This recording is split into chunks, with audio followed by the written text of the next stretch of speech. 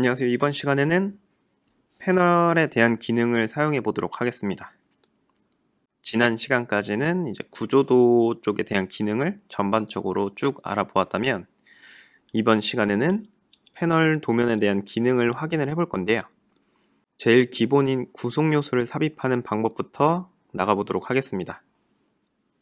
우선 개요를 설명드리면 패널 도면에 삽입되는 구성 요소는 독립적인 구성 요소가 있고요. 구조도, 그러니까 회로도 도면과 연관되어 있는, 그러니까 연관성을 가지는 구성 요소로 배치할 수가 있습니다. 총 2개의 강좌로 나누어서 진행을 할 거고요. 이번 시간에는 독립적인 패널 요소를 삽입을 해보도록 할게요.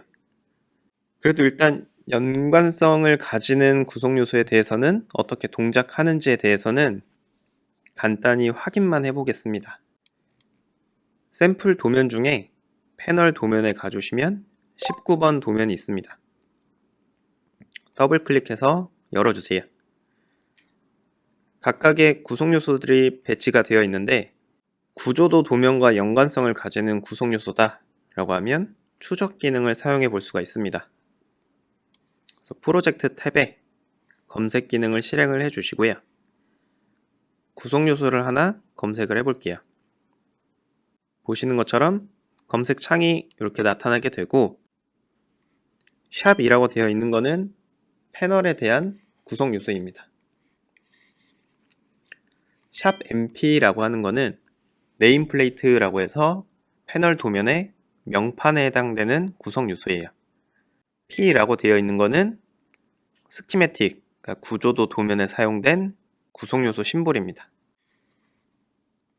확인을 해보면 19번 시트에 2-C 영역에 있는 이 구성 요소는 스키매틱 도면의 7번 시트에 OH 영역에 있는 심볼과 연관성을 가진다 라는 뜻입니다. 그래서 실제로 해당 심볼을 추적을 해보면 스키매틱 회로도 도면에는 이쪽에 위치를 하고 있다. 반대로 회로도에 사용된 이 구성 요소는 연관성을 가지는 구성 요소로 패널 도면에 작성이 되었다면 패널 도면에 여기에 위치를 하고 있다. 이렇게 추적이 가능합니다. 그래서 연관성을 가진 구성 요소를 활용하면 나중에 이제 PDF로 변환했을 때 하이퍼링크 기능을 제공하기 때문에 PDF에서도 추적이 가능합니다. 따라서 경우에 따라서 연관된 구성 요소를 삽입해서 도면을 작성하실 수도 있고요.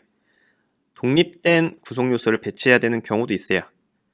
그래서 2가지 경우에 대해서 2개의 강좌로 나눠서 안내드리도록 하겠습니다.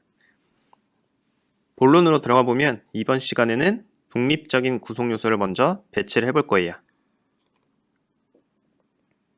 새 도면을 하나 생성하도록 하겠습니다. 동일하게 그냥 교육 도면 하위 폴더 안에 새 도면을 작성을 할게요. 도면에 대한 이름과 시트 번호는 영상을 참고해 주시면 되겠습니다.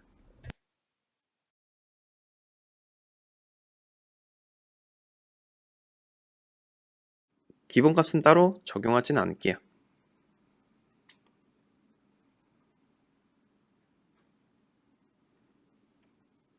도면이 작성되신 분들은 패널 탭으로 이동을 하겠습니다.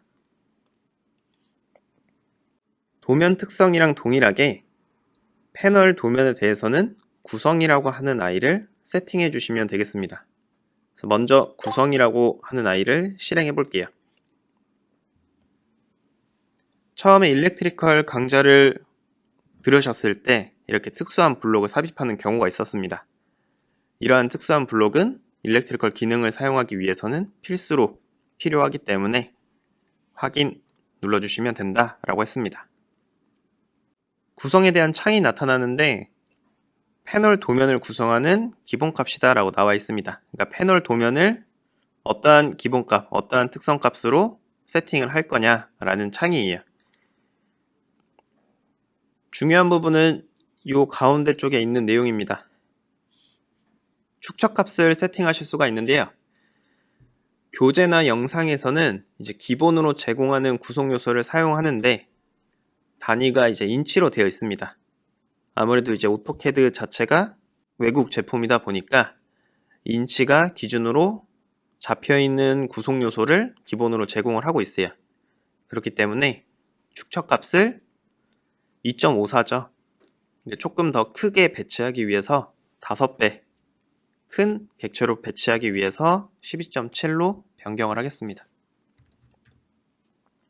보시면 축척값을 2개를 입력했는데 부가적으로 설명을 드리면 위에는 외곽 설정, 외곽에 대한 형상에 대한 축척이고요. 속성이죠. 얘는 속성, 문자들에 대한 축척입니다. 경우에 따라서 다르게 축척을 주셔도 되고 지금은 배우는 단계이기 때문에 동일하게 맞추도록 하겠습니다. 세팅이 되신 분들은 확인을 눌러주시고요.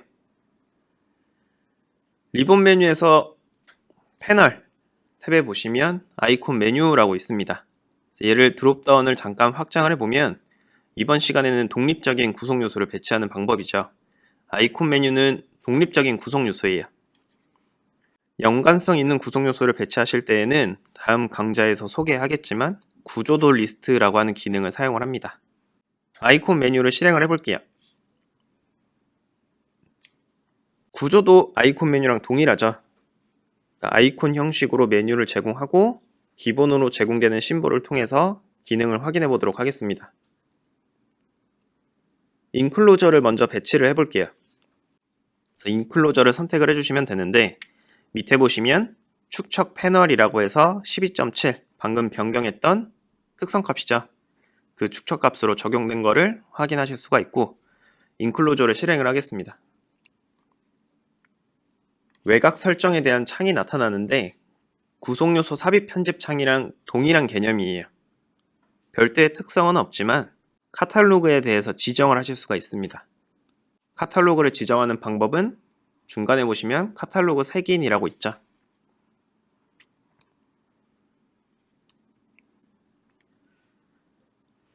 검색값에서 카탈로그를 직접 검색해 보겠습니다. 영상을 참고해서 동일한 카탈로그를 지정을 해주세요. 제조업체 카탈로그에 대한 정보가 들어갑니다.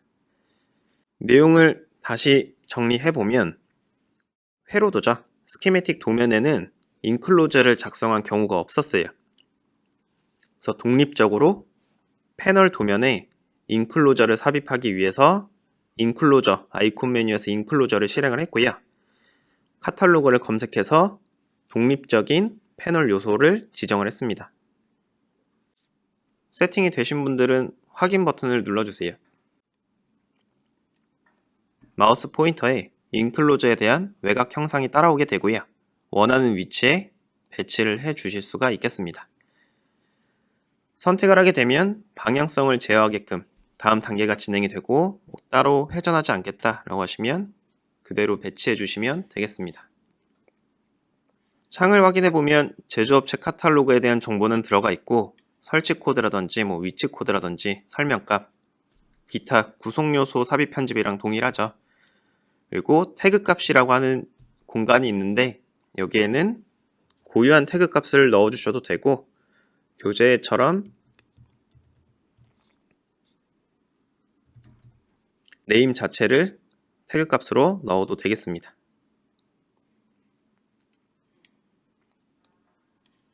삽입이 되었다면 구성요소, 패널 구성요소를 확인을 해보면 태그 값이 여기에 배치가 되어 있죠.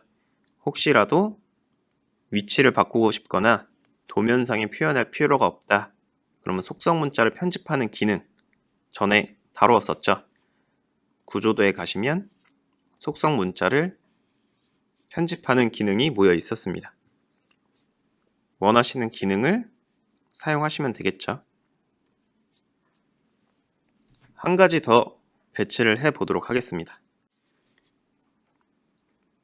구조도에 있는 아이콘 메뉴와 패널에 있는 아이콘 메뉴는 다른 아이콘 메뉴예요. 그래서 지금은 패널 도면이기 때문에 패널 탭에 아이콘 메뉴를 실행합니다. 딘레일이라고 하는 아이도 있습니다. 기본으로 제공되는 라이브러리 중에서 원하는 아이를 선택을 해주시면 되고요. 수직하게 레일을 작성하겠다, 수평하게 작성하겠다. 수직하게 작성을 해보겠습니다. 축척은 세팅한 그대로 마운팅에 대한 옵션이 나오는데 기본값으로 사용을 해보겠습니다. 길이값을 별도로 제어하지 않겠다. 길이값으로 먼저 부여하지 않겠다라고 하시면 레일 정보 선택이라는 거를 클릭을 하셔가지고 원하는 길이만큼 작성할 수가 있습니다. 확인을 눌러서 레일이죠.